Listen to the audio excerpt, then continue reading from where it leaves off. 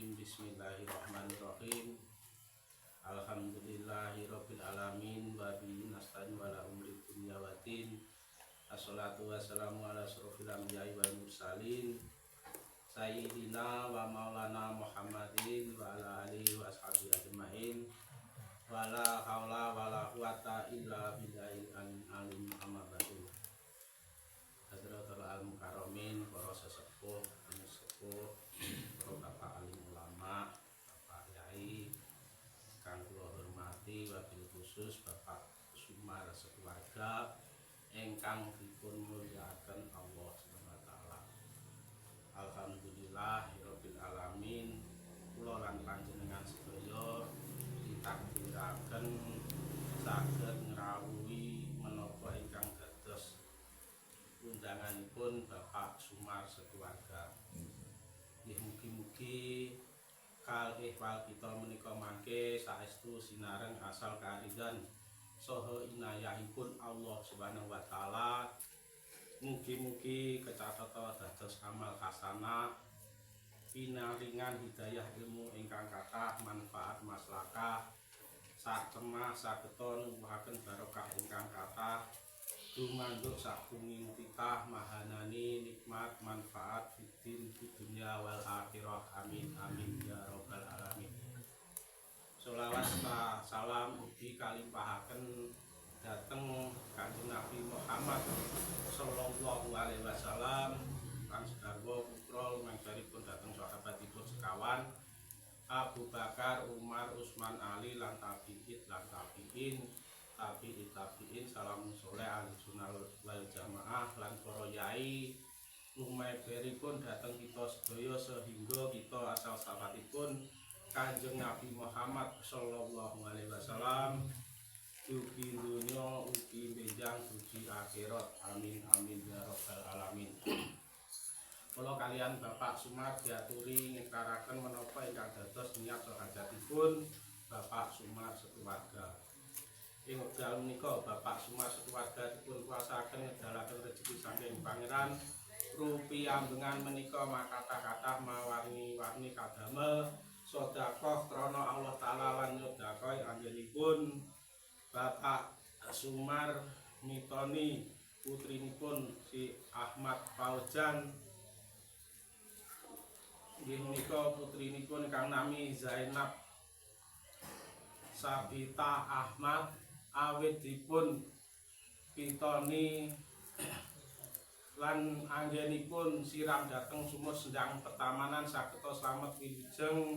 wilujenga kang swita wilujenga kang dipun switani wilujenga kang siram wilujenga kang dipun sirami wilujenga wiwit dinten menika terus laminipun asala karidhoanipun Allah taala lan pangestunipun ingkang dipun sedhapahi lan ketambahan doaipun para sesepuh miwahanem ingkang rawuh wonten mugi sedaya kemawon. Kejawi menika anggenipun ngrakit sekul suci ulam sari rasa kadamel daos pakurmatan dumateng Gusti panutanipun Kanjeng Nabi Muhammad segarwa putra lumangsaripun dhateng sahabatipun sekawan Abu Bakar, Umar, Utsman, Ali awis sedaya dipun caosi pakurmatan sareng-sareng nggih panjenenganipun nggih nyuwunaken Syekh Subangat wilujeng anggenipun si Ahmad Fauzan mitoni putrinipun Zainab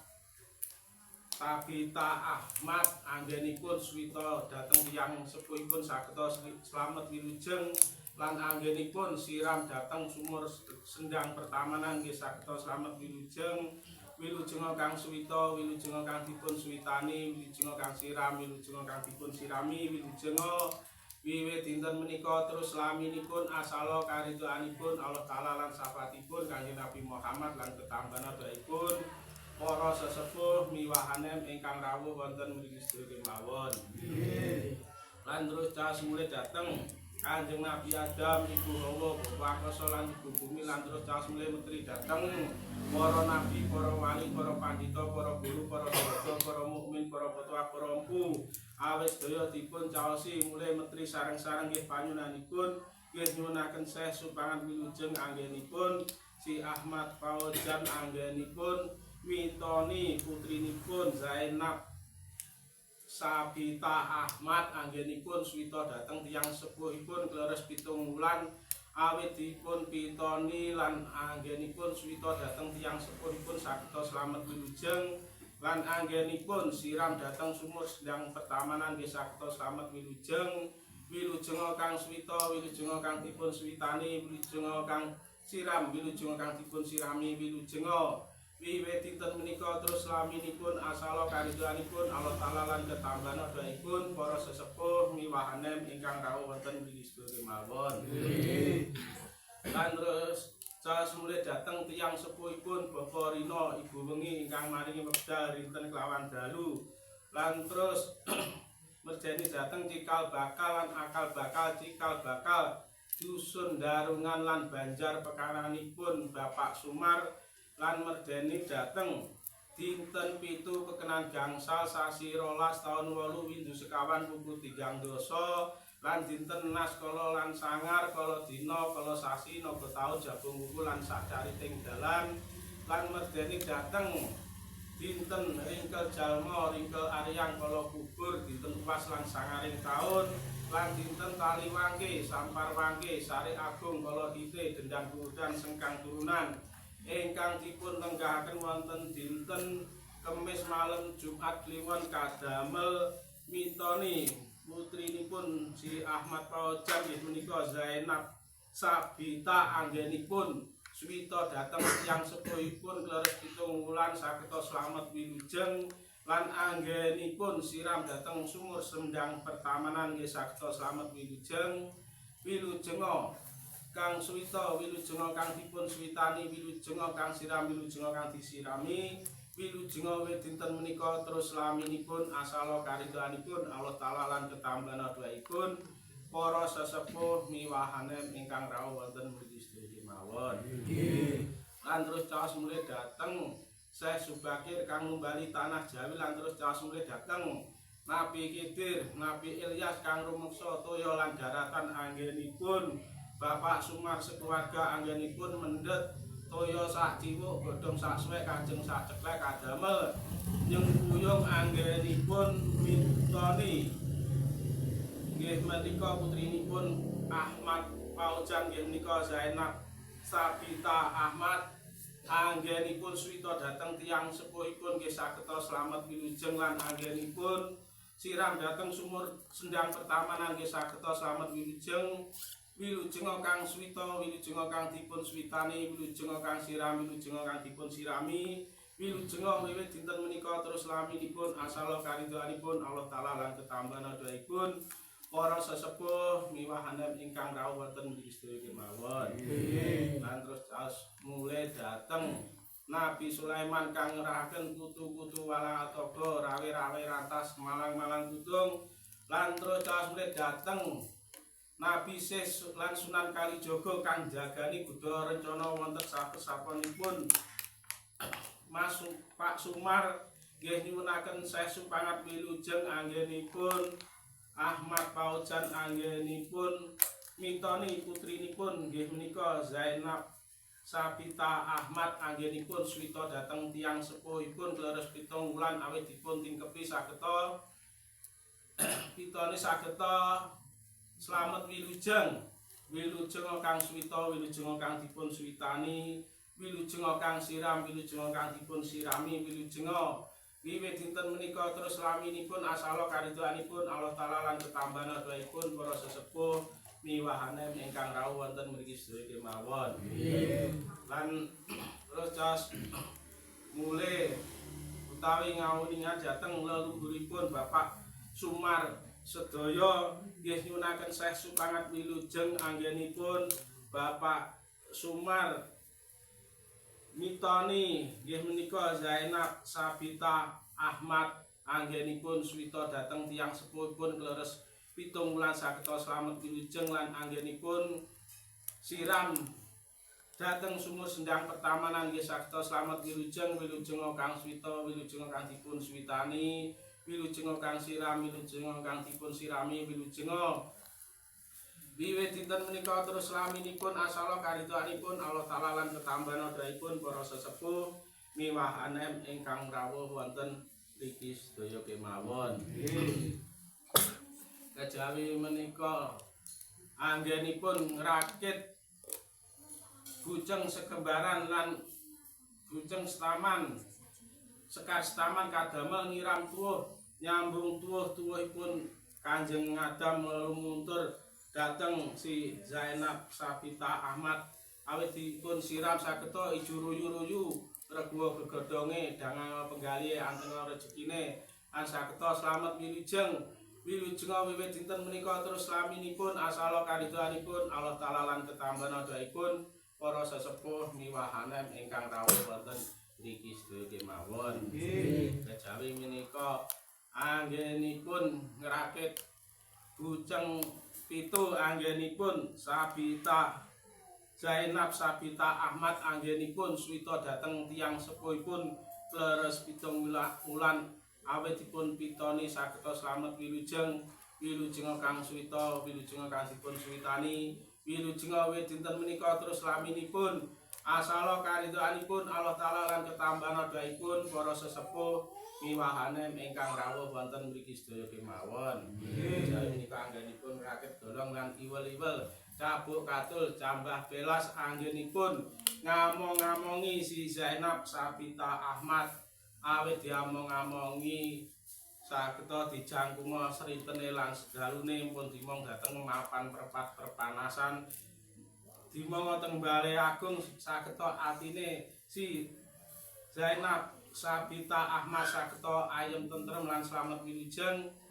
awit dinten menika terus laminipun asala karidoanipun Allah Taala lan ketambahan adaipun para sesepuh miwahanem ingkang rawuh wonten mriki sedaya kemawon. Lan metri dhateng sedherekipun si Zainab Sabita Ahmad sederekipun ingkang lahir sareng sawat Kakang Kawah Adi Hari-hari Kakang Barep Adi Wuragil sederek Marmarti sederek saking sarine bumi geni angin banyu Pancandriya Rasanya lan sederek ingkang tebih ingkang celak-celak tanpa singgolan tebih tanpa wangenan sederek kembarola arane tapa sanjroning rasa alwamah jabane rasa alwamah amarah sobiah lan mutmainah lan sederekipun si Zainab Sabita Ahmad